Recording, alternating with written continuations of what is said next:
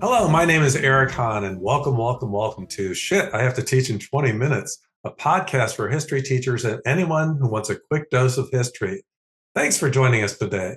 In every episode, my colleague Rob Good and I interview a historian about their scholarship. We ask them to identify the most important concepts they think teachers should share with their students about the topic for the day. We also include free lesson plans that can be downloaded from the episode notes linked to the podcast. Rob, what is our focus for today? Well, today our topic is the American Revolution. We know that teachers right now are receiving lots of information during the semi-sesquicentennial celebration. That's a mouthful. But sometimes the deluge of resources can be a little overwhelming. Hopefully, our conversation today will help teachers sort through all of this content as they update their units and lessons about the Revolutionary era. And who is our historian for the day? Well, today we are lucky to be joined by Dr. Denver Brunsman, one of our nation's leading scholars of the Revolution, the early American Republic, and the British Atlantic. Denver is the History Department chair at George Washington University, and he has published and edited numerous books on the time period, including the award-winning The Evil Necessity of British Naval Impressment in the 18th Century Atlantic World. He is also deeply committed to supporting professional development for K-12 history teachers, and he has served as the lead scholar for Mount Vernon's Teachers Institutes and regional workshops, both at Mount Vernon and in states all across the nation. This is going to be great. Thank you, Denver, for joining us. What would you say are the most important ideas about the American Revolution that teachers should teach and students should know? Yeah, well, thanks so much for having me. This is a lot of fun, and it's as you say, it's a very timely conversation to have on the 250th anniversary of the country. So there's so many things that we can unpack, but I'll just start with this. I think as an opener with students, I think it's really crucial to stress that this event was not inevitable. That's a hard thing I think maybe for young people to grasp growing up in the United States, and it just seems like a given that the country's exists. But to take them back to a time where it was not probable in any way that the country would be created. And this is true, I think, more so than even a lot of other big events that we might say are not inevitable, which, by the way, some teachers might be listening. If they've ever heard me before, they know that's the worst swear word in history, inevitable. And it's so bad it has 10 letters, not just 4. Because as soon as we accept that something is going to happen, it takes away the whole point of really doing history, to think about how and why events take place. And in the case of the revolution, I would start with this with the students. These people were not Americans. They were British subjects. They didn't identify as Americans. They didn't call themselves Americans. They might have called themselves New Yorkers or Marylanders or Virginians. But it was the British that called the American colonists Americans. And in that respect, the American Revolution is something of a self-fulfilling prophecy. So I think if you have that hook to start with, that this is an improbable event, it was not inevitable in any kind of way, and then unpack and unravel from there, how did these British, self-identified British subjects become American citizens? I think the students will hopefully go along for the ride. That's that whole notion of contingency is really important. Are there any episodes that you think, topics that teachers could grasp onto in their lessons? I know the Olive Branch petition is kind of late in the story, but the struggle to create a revolutionary movement, where would you lead teachers to sort of focus in on their lessons? Yeah, well, Rob, you said the magic word. The anecdote to inevitable is contingency. And it has 11 letters, so it wins. There it is. The American Revolution is a highly contingent event. And so I would start, to go way back, I think you start with the 7 Years' War and the end of that, because without the war, the revolution would not have happened how and when it did. We would all be Canadian, eh? We would, and winning some hockey, maybe. Yes. The revolution maybe would have come at a different time, a different, way, but the way that it happened is because of the policies that the British enacted and put in place after the 7 Years' War. And so we can start with that very contingent event. South Park is getting a little bit old, maybe for kids these days, but I always call it the South Park theory of the American Revolution, and that is blame Canada. That it's it's the creation of Canada and the fact that the British felt like they had to keep soldiers stationed in Canada after the Revolution to keep the peace, between the settlers, American settlers, Native Americans, and French colonists that were becoming part of the British Empire. Who was going to pay for that? Well, it was going to be the American colonists. And so that's, immediately why you get the Stamp Act. And then, a lot of other policies follow from there. So in teaching this, it can be a mess of policies, right? It's 13 years of, of different policies and decrees and things before you get the war. And so my biggest recommendation, just in terms of organizing the material, is to divide it into three different crises. So you have the big imperial crisis, which lasts from 1763 to 1776. And within the big imperial crisis, there's three smaller crises. You have the Stamp Act crisis, the Townshend Acts crisis, and then the Tea Act crisis, which eventually leads to independence. And if you do that, it's not only a good way to organize the material so students can grasp it a little bit more easily, but it's also how people at the time experience these events. They experience these events as sort of distinct crises that had to be solved, and they were all solved in different ways. They all had a different outcome. And of course, the last outcome was was American independence. So you mentioned these the acts of Townsend, Townsend, Stamp Act, T, and how about events prior to that time period? Do any of your students enjoy events prior to that time? Yeah, that's a great question, and I love colonial American history, and I love all the things that happened, say before the 7 Years' War, the French Indian War, and I think they all matter in all kinds of ways. But I think we have to be careful in terms of using them as, say, causes of the revolution. I think they can be useful in sort of setting up certain preconditions for the revolution. And I'll use an example of something I've written about, and that's naval impressment and impressment riots. The Knowles impressment riot of November. Eric got that. Yeah. Eric is a big fan. I love it. Yeah, I knew that Eric liked this one. So, if you take the Knowles riot, which happens in November of 1747, it's the biggest riot that happens in the American colonies between the Glorious Revolution of 1688 and the Stamp Act riots of the mid 1760s. And a lot of things happened there that are something of a rehearsal for the revolution. But I don't think the event itself is a protest that we would consider as part of like the independence movement, if that makes sense. I think another example might be the Great Awakening. I think sometimes this is written in books that the Great Awakening, helps to lead to the American Revolution. And I don't think that's really the case, because I think if you don't, you might have the awakening happen, but if you don't have those policies from the British Empire in the 1760s and 1770s, I still don't think you get the revolution. So it can be kind of fun, very nerdy, right, to think about issues of causation and correlation and preconditions and all these things. I think certainly matter. I think just kind of helping students to think about how they matter is the key. Well, and that raises the question because, talking about contingency, but obviously the Revolutionary War does occur, and to push students to think, well, why does that happen? And one of the things, for instance, would you suggest sort of Bernard Bailyn's ideological origins? I used to read what I would say is the thesis line from the Declaration.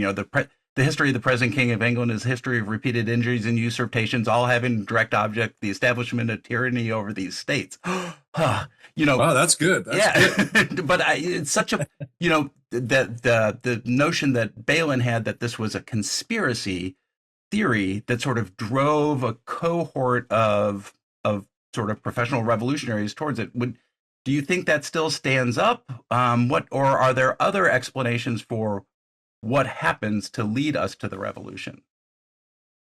Yeah, so I think one of those real necessary preconditions, maybe the most essential of all, is that the American colonists have that British identity. Hmm. And that's really what Balin was writing about. Balin was writing about American political culture and who they were reading. And, in a lot of textbooks, they're going to emphasize Enlightenment thought and, the French philosophers and all of that matters.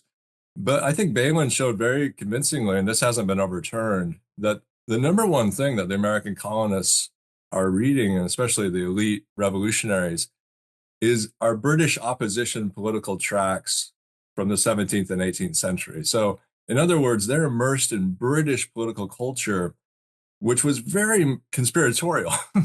They very much think in terms of, uh, a dichotomy of liberty and power. That power crushes liberty, and so there's this concern about liberties being taken away in the English and British political tradition that the colonists really absorb.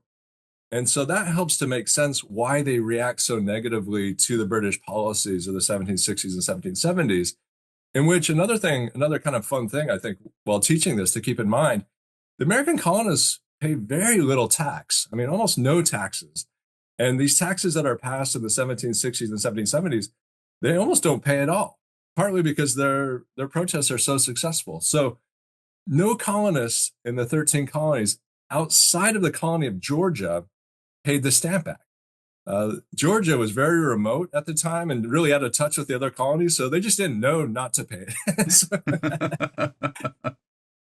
they were in the boonies, right? In that period.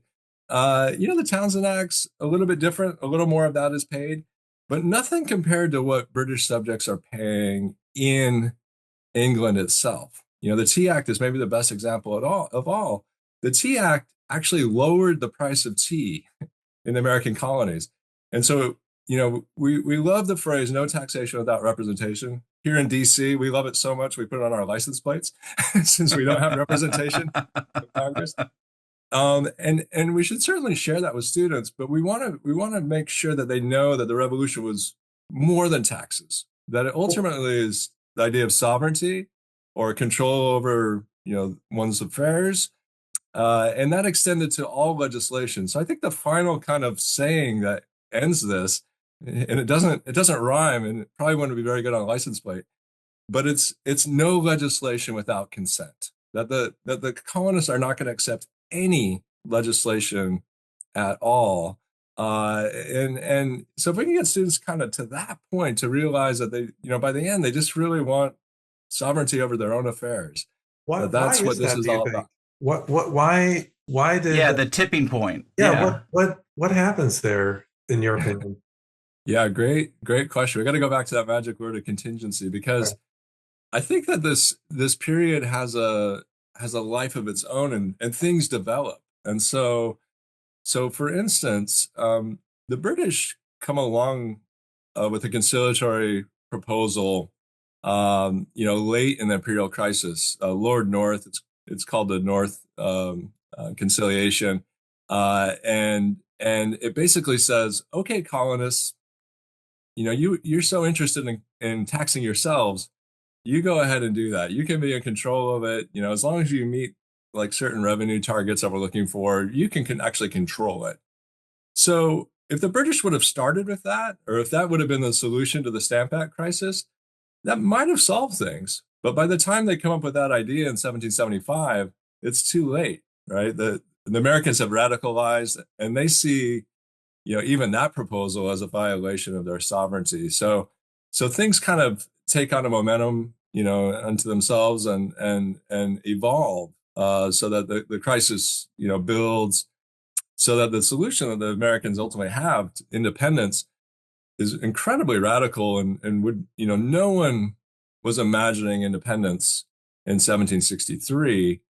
And in fact, no one's imagining independence really, maybe imagining a little bit in 1775, but it takes the war to really push them over the edge. And in this respect, the revolution is a good contrast, I think, with the Civil War for teachers. For generations, scholars have stressed that the Civil War really has a single cause, and that's slavery. And, we have to unpack how slavery caused the Civil War, and there's a lot of different answers to that. You can't exactly do that with the revolution. There's not one single thing. It's all of these acts coming together, and they're connected to sovereignty. But if there is one thing that pushes them over the edge, I think it's the war. That the war breaks that bond with King George III. And the whole point of being a subject of the crown is that if a subject pledges loyalty, then the monarch protects the subject. And all of a sudden, the opposite was happening. The monarch was making war on the subject. And so at that point, I think the colonists, as they say in the Declaration, using Lockean theory, they had no choice but to rebel. Well, that's, as we come to an end, that's such a great way of thinking about it, that there's this long period of radicalization that's growing in these 3 episodes, but it's really the episodes of 1775 and the shooting war beginning that really it's not a done deal. I mean, even the contingency of they weren't sure July 2nd when they took the vote on Lee's resolution, was it going to go? So and I hope teachers can find a way to maybe, as you said, to bring that in. Why, why did this happen? Yeah. And I think that all of that shows that sort of ingrained British identity. It was very hard for the Americans to shed. And the other kind of fun thing, going back to what we talked about at the very beginning, is that students, along with teachers, can trace this process of Americanization, that the American identity is kind of being invented in this process. And Eric, to get to Eric's question, like, how this evolves, it does move forward, and they do start calling themselves Americans, right? And the British Sons of Liberty dress up like Mohawk Indians for the Boston Tea Party, when they throw the tea in the Boston Harbor, kind of embracing this idea of Americanness, using indigenous people as a symbol. And so things like that we can begin to see, and it's fascinating. And I think it makes the whole event a lot richer, a lot more, interesting than just sort of accepting at the beginning that, oh yeah, well, the United States was bound to happen. Well, and this is so exciting. So thank you, because I think the way it often gets taught is here's a series of events that lead to this inevitable, right? And to flip that on its end and say, why would they do this? And they weren't really looking to do this. And this wasn't inevitable. Even to the last minute, it wasn't inevitable. To explore that contingency, I think will be really helpful for teachers, especially as they're getting lessons after lessons and digital push-outs from the 250th. So thank you very much. Eric, do you have any other questions? Or Yes, I would also like to thank you, Denver. That is truly fascinating. As you said, it is a fascinating subject. I hope to anybody who lives in the United States or wants to know about the American Revolution, for sure.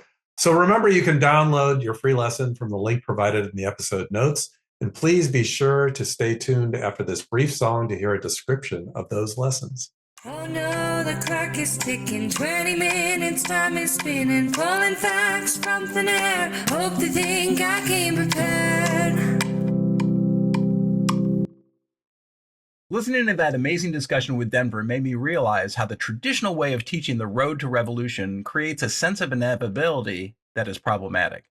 That got me to thinking about how teachers might interrupt that pattern and help their students understand the contingent nature of this conflict, as well as the role of contingency in history more broadly. The lesson I developed uses a letter from Edward Rutledge to John Jay on June 8, 1776, to open up that discussion. In the letter, Rutledge shares that he does not support Richard Henry Lee's motion in the Second Continental Congress to declare the colonies as independent states. I suggest that teachers use this lesson at the beginning of a unit on the Revolution before they delve into the imperial crisis as a way to help students see that conflict was far from inevitable and to consider what factors might have contributed to the break with Great Britain. Also, students consider what factors could have contributed to a different outcome. To help teachers think more about contingency, I include a link to a wonderful article by Flannery Burke and Thomas Andrews about the 5 C's of historical thinking, which includes an explanation of how to discuss historical contingency with students. So, how about you, Eric? I know you love that Knowles uprising. You Knowles, I do. That's Knowles, if anybody's unfamiliar. And if you don't want to be stuck in a rut with Rutledge in Rob's lesson, yes, given dad jokes. Given Dr. Denver Brunsman's comment about popular sovereignty, I thought the Knowles Press gang riots were, in fact, a good example. And yes, I couldn't resist.